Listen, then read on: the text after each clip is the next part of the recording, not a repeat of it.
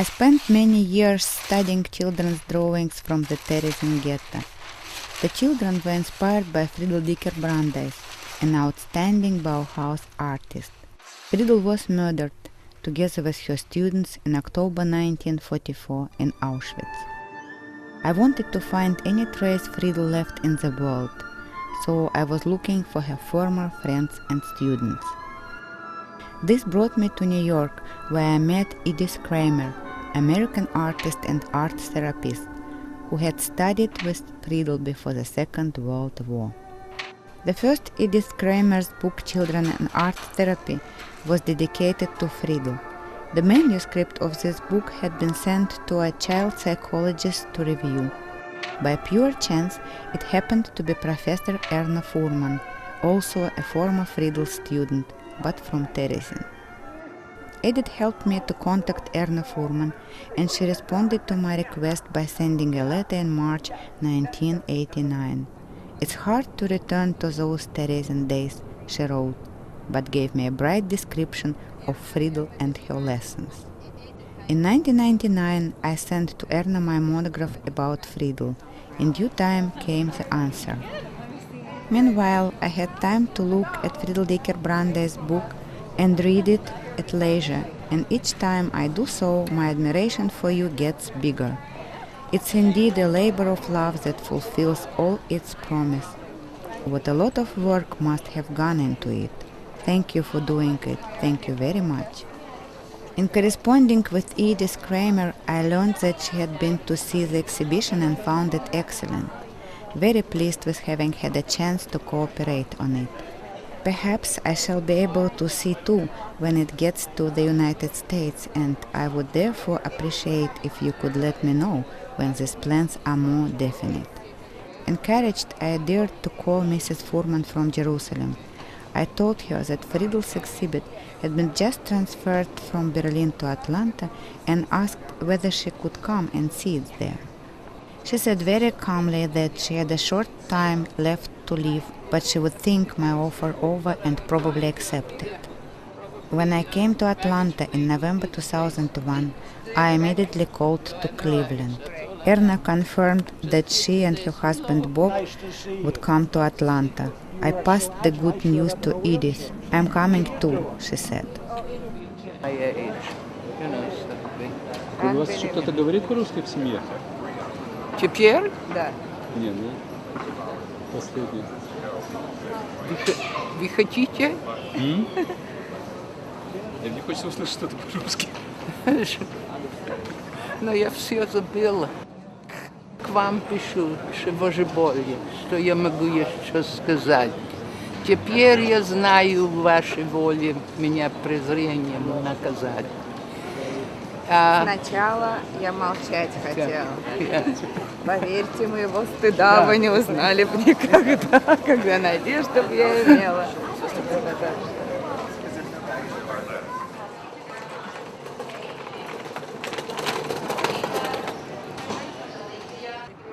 You know, I never was organized. I am not an organized person, and you taught me how to organize everything. So I'm just organizing all the time everything. I cannot write books, I cannot do anything. I'm only organizing everything. Yes. Yeah, it's Well, I leave only on Tuesday. Great. So. It was beautiful. It was beautiful light, and we flew very low, and I could look down all the time. Yeah. It was Yeah. beautiful. I was just briefly in New York. Already the second day, my friend, my host, where I stayed, told me, if somebody takes your purse, give it to him. I was in camp, but not this, not you give it to him, yeah? It was a different philosophy, yeah? You give it to him so you'll be safe. My emotional age is about 10. Yeah. Oh, 10. I see. Pre-adolescent. I haven't noticed yet in all these years, but I'm glad you now told me. Yes, now I know how to relate. Well, we once asked, how you really, if you think quickly, what age are you? I would say 10. Yeah. Would you? I mean, I know I'm 85. I'm not delusional. Yeah, inside. I think I didn't born yet. Wasn't born yet. No, I wasn't born yet. Never understood it. There's no refinement. I found each piece rich. Yes. Not necessarily good, Yes. but rich. Yes.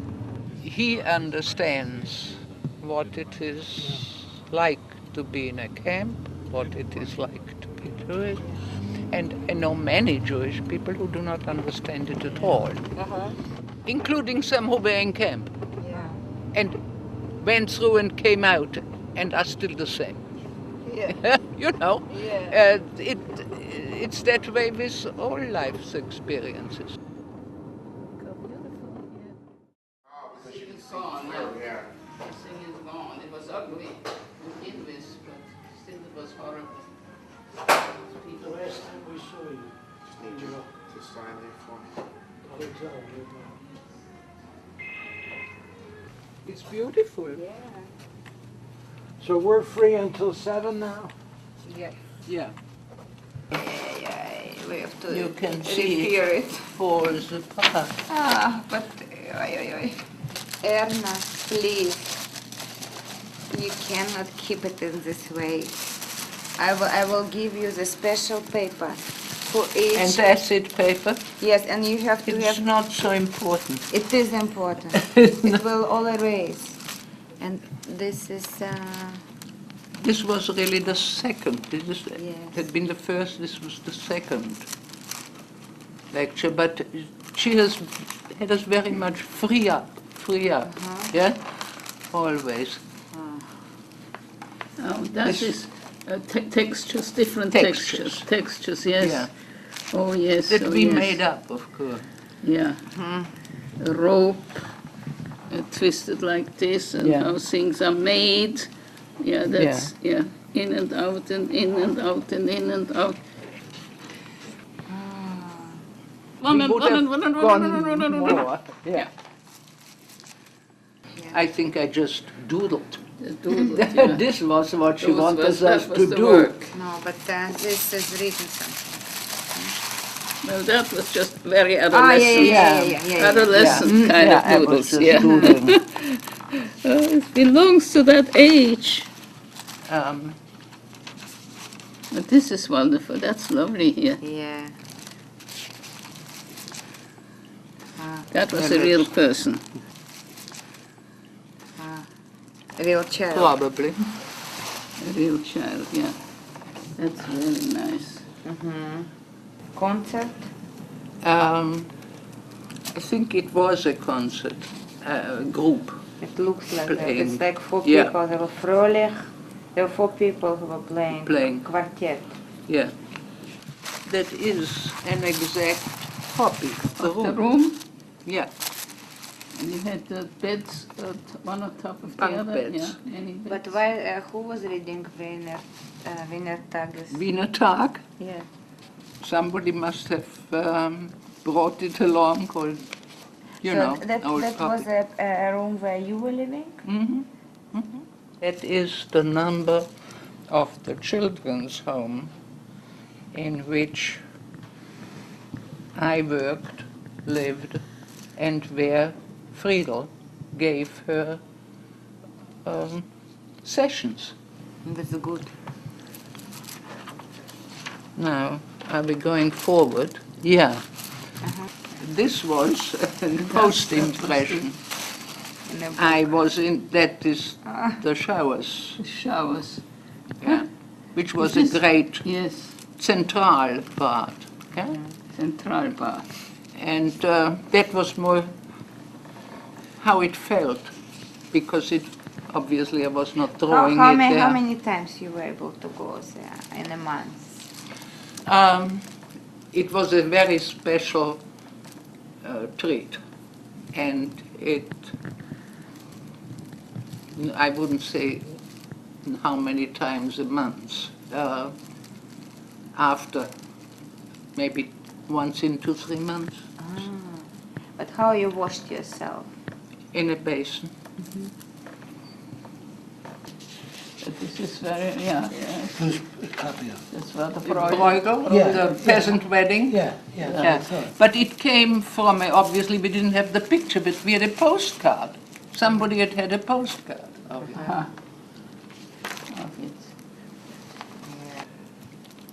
And who is this person?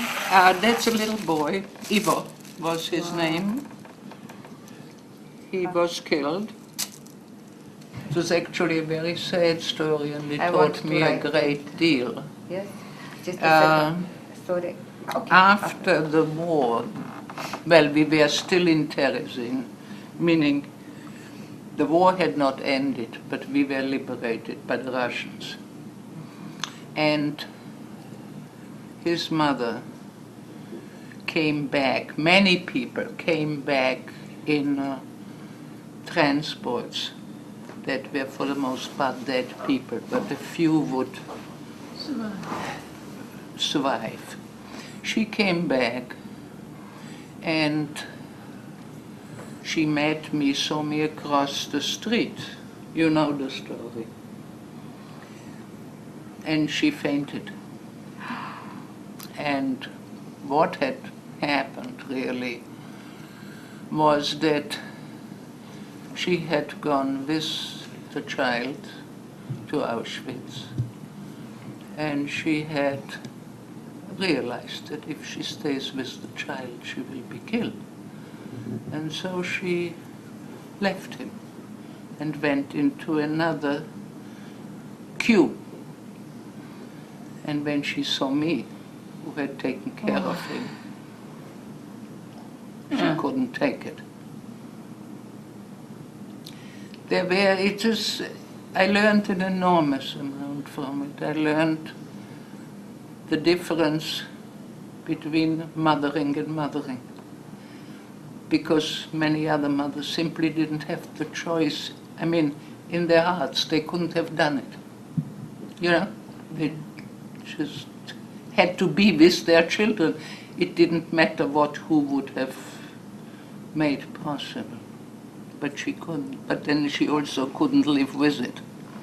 So, you know, he was another one of. What is Yarda? I don't remember the last name. It's written. Yeah. But when I read it, Krug. Yarda Krug. He was, very beautiful, the eyes. Yeah. to my best knowledge, he did not survive. Who was this man? This was a man that Friedel brought in. He is As in a- many different drawings of children. Well, because she brought him to start with. I really don't know how Friedel found me or how I found Friedel. She collected a group of people roughly my age. I was a teenager, 16, 17. And at first we went to draw in whatever place she had. Later she came always to L 318 into my children's. And she brought And she paper, brought people. paper and pencils. No, she didn't bring paper Pencils and you had. pencil. I had brought them I had brought them with me to camp. I should have been smarter and brought other things, but that's what I brought.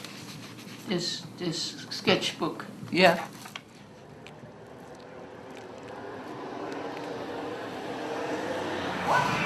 Hi. To die? No, I want to live. And it was such a great film. And I never ever saw it before. Fritz Lang. He did M for Murder. There was an article about it by José Smirgel, I believe. And she used it to discuss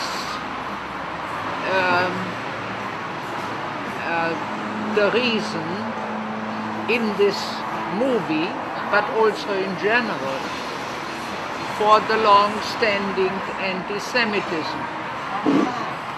And what she understood, and I think she was absolutely right, was that in this film, it's child murder. And what the Jews are always, of course, accused of is the murder of children and of Christ. And what she points out is that at the time, the Jewish religion was the first that prohibited the murder of children. That is what really Abraham's covenant was. Yes, yeah? Not to murder his son. And it's the projection of the wish to murder one's children that feeds the anti-Semitism. I think is absolutely right. That is a long-standing struggle for everybody not to kill one's children. Wow. Fritz was his name. Rudy. Yeah. Rudy was killed. Intermezzo. Was just a thing to see. Yeah.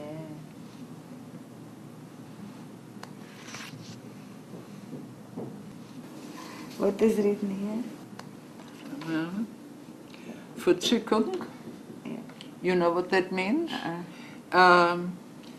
Ecstasy. Sich gehen lassen. Let oneself go. Jazz. Concentration. Feeling. Yeah. I don't know when I did it, but it was in camp.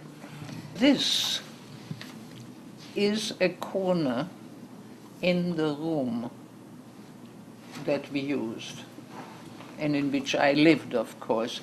And it was, this is the usual stove. I often cooked on top of it.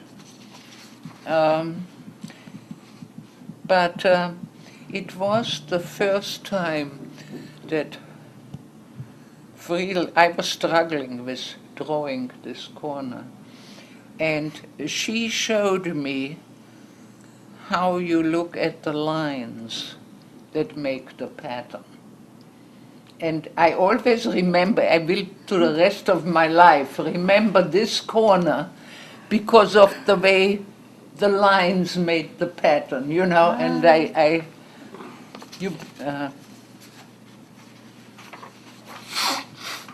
I took 18 courses in camp. There were a lot of famous people. They all wanted bread. So one could learn a great deal. And graphology was one of the things I did. I did it much later, too, after I came out of camp, and it was very helpful to me. This was child psychology. Actually, there were two young, you see it, and it continues. Was it a lecture? Yes, this was notes from a lecture. But you know how it's important for me, because I published a whole book about lectures that were done in Terezin. Oh, did you? Yes, oh, and I so brought you are it to interested. you in English. I have it for you in English, so now I see Oh, it. well, I I cannot have the believe. notes on, this was on... Whose lecture it was? This was two psychoanalysts who were there, and it was actually Friedel who introduced me to them. Gertruda Baumlova was her husband. What? Gertruda Baumlova was her husband. Gertruda, because she was a consultant for Friedel. It could well be. It could be. It was how This, old you they see, were? this starts die Entwicklung im Mutterleib, Selbstschein, so on. This is definitely from infancy on. Yes, it was. It should be Grundbegriffe zur Psychologie des Neugeborenen. I was looking for this 10 years for this things. For these things?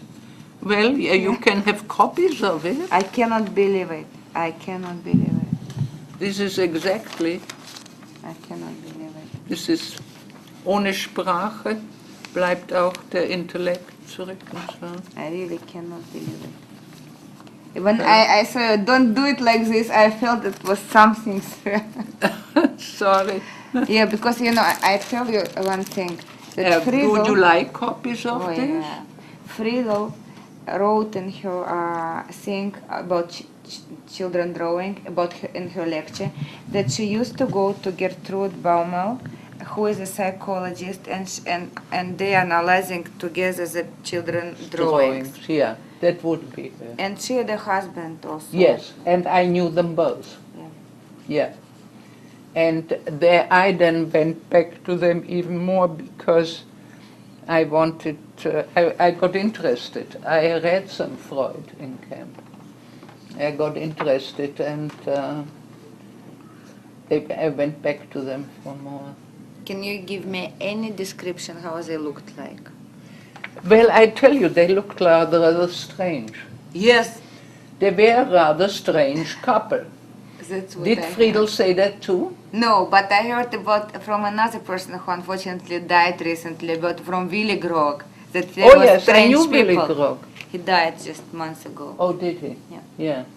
Yeah, they looked a little bit wild, and they looked a little bit unkempt, and they had, they were tall people, both of them. That's what he told. They looked a little bit what somebody's fantasy might be that analysts would look like. You know, not ordinary human beings, but just a little bit crazy, a little bit weird, a little bit aboriginal kind of thing. But they were really very nice people. And they all said, nice enough it didn't put me off, you know. They had wisdom, broad wisdom also. You know, what people bring is what you carry on your back. And they told you you could have some more which you put into suitcases which you then never saw again. But what you had on your back is what you brought in.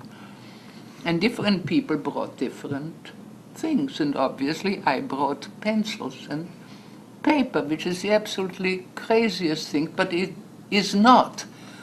Because you have to bring what matters to your personal dignity, you know.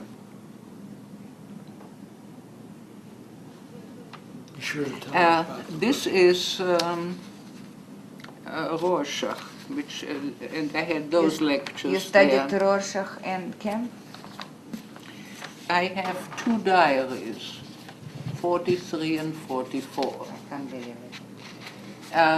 And they tell all I read and all the lectures I went to. If you can just copy for me these pages, just make But there are a many, many pages.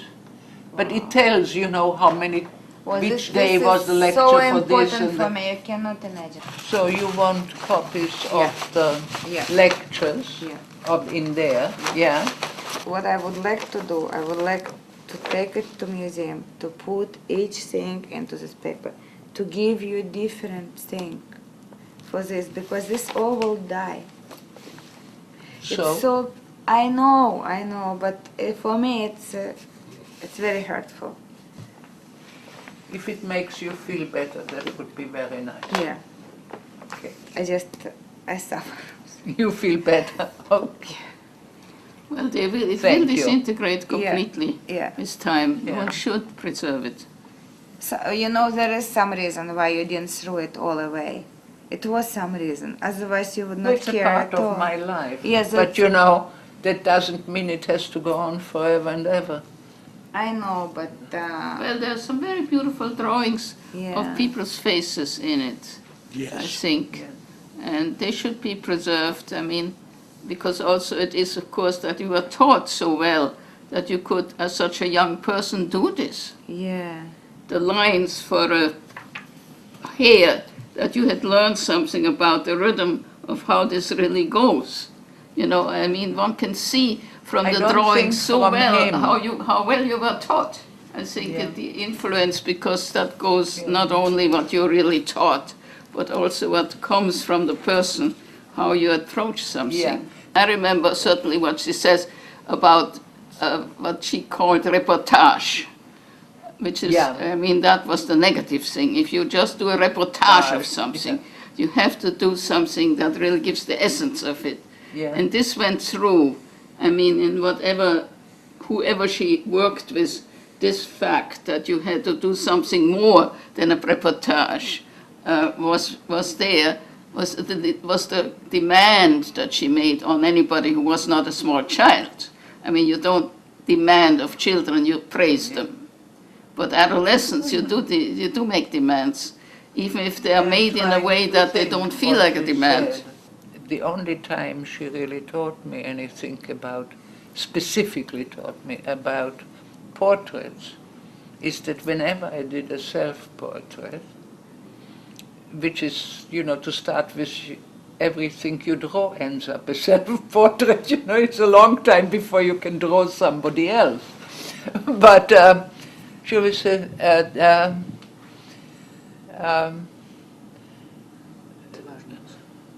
you shouldn't be so hard on yourself. Hard on yourself. You should be kinder to yourself. You look nicer than you draw yourself. Yeah, you know, and it, what she really meant is, you know, take people as they are, not what they should be.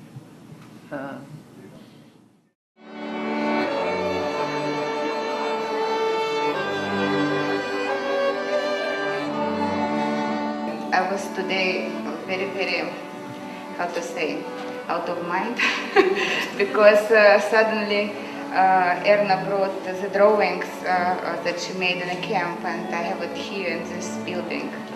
And the drawings are just close to be erased, so all this time now I just try to organize the drawings that Erna can take them back in a more safety way. What is amazing is that people are keeping things at home and keeping this memory, and you have to be lucky to see it, and you have to be lucky to trace this. For this, Erna, I am really thankful today so much to you. Thank you for everybody. December 6, 2001. Dear Elena Makarova, I am writing to thank you, and also please convey my thanks to your cameraman LenFim for a very rich 24 hours in Atlanta, in the world of terrorism that you created there through the exhibit and through yourself. I thank you, in addition, for all the trouble you went to acid-proof my sketches.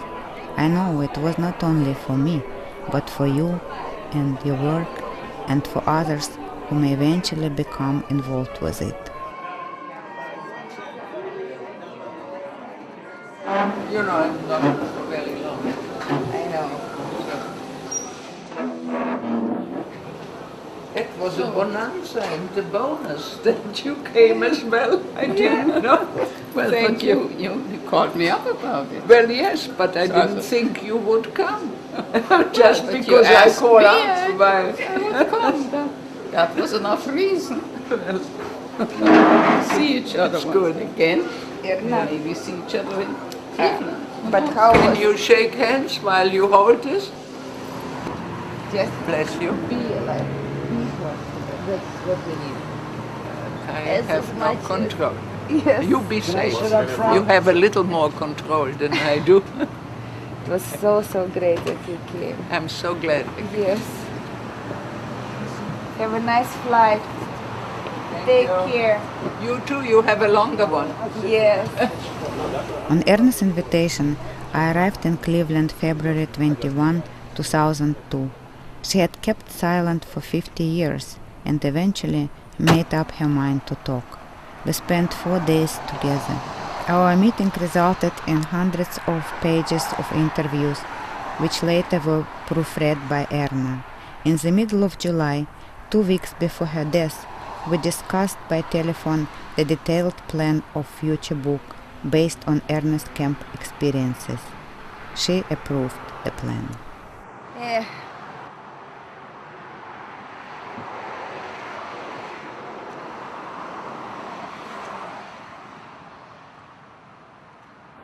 Как-то грустно.